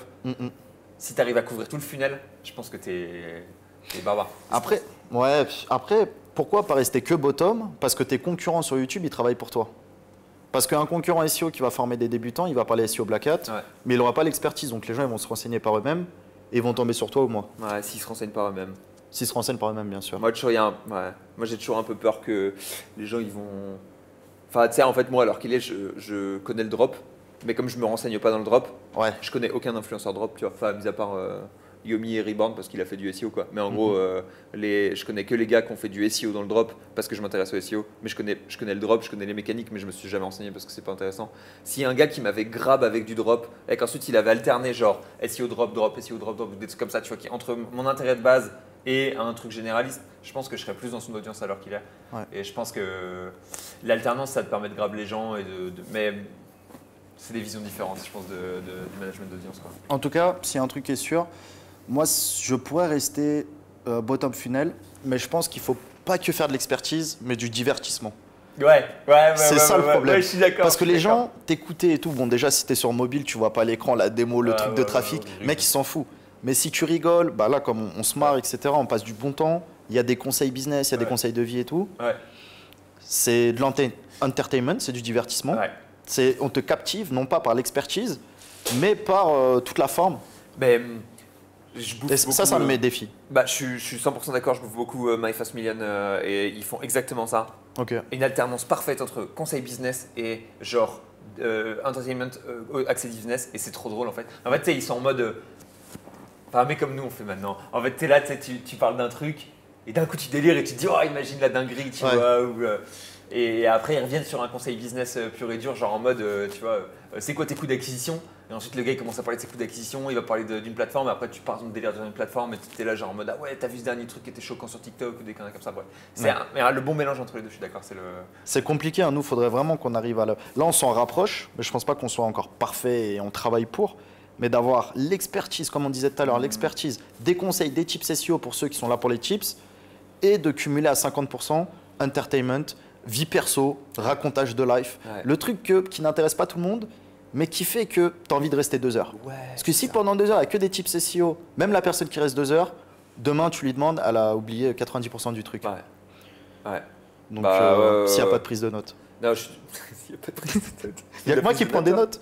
Pas les vidéos SEO parce que ça rentre direct, mais ouais, sur les Oussama et tout, prise de notes direct. Punchline, clac. Enfin, avant, tu vois. Moi, j'ai jamais pris de notes, mec. Je suis trop nul en prise de notes. Mais là, je le fais maintenant. En fait, j'écoute Hormozy et je suis là, genre, wow, c'est trop intelligent ce qu'il a dit. J'essaie de prendre une note, mais après, j'utilise pas mal. Ouais, mais c'est le problème. En fait, sur le moment, c'est trop bien. Ouais. Et t'oublies les punchlines, t'oublies les comment recruter, comment, tu vois, des conseils de fou, en fait. Ouais, putain. Celui qui prend des notes, il a déjà 3 wagons d'avance sur nous. Parce qu'avec tous les podcasts qu'on consomme, prendre des notes, c'est 10% du travail et ça fait tout. Après, tu consommes beaucoup de contenu, toi, ou pas? Ouais, énormément. Ah ouais. Moi, je consomme pas beaucoup. Moi, c'est YouTube. Toi, c'est Spotify. Ouais, mais même Spotify, je consomme pas tellement, quoi. Okay. Je vais consommer, genre, on va dire, une demi-heure par jour, peut-être. Ah oui. Ouais, mais ça, c'est parce que t'as une meuf. Ouais. On arrive. Bon, je pense qu'on a fait le tour, hein. C'était pas mal. On a pas mal d'infos qu'on n'a pas forcément exposées, mais on pourra le garder pour le prochain épisode. Ouais. Putain, il va falloir qu'on fasse. Vous verriez le fichier doc qu'on a avec toutes les infos et la trame. C'est un chaos absolu. Ça va être du nettoyage pour la semaine prochaine. Bon, en tout cas, c'était grave cool. J'espère que vous avez apprécié vous aussi. Voilà, on a parlé perso, des bonnes niches, des bonnes idées, des bons conseils. C'était très énergivore. Franchement, c'était intense en matière. Ouais. Ça va être intéressant. Bah, c'était cool, Léo. A plus tout le monde, j'espère que vous avez vraiment kiffé le podcast. Et puis sur ce, voilà, lâchez-nous vos meilleurs commentaires. Dites-nous si vous avez kiffé, que le first commande first. Ouais. Et puis Romain, c'était un plaisir de discuter avec toi. J'espère que tu vas passer une bonne fin de journée. Bien fatigué, grosse sieste cet après-midi, je suppose. Ouais, bonne sieste. Avant de reprendre encore. Mais c'était un plaisir. Ça s'arrête jamais. Prenez soin de vous tout le monde. À très vite, Léo. Et commentez, abonnez-vous surtout à la nouvelle chaîne. À très vite. Ciao. Vas-y, à plus.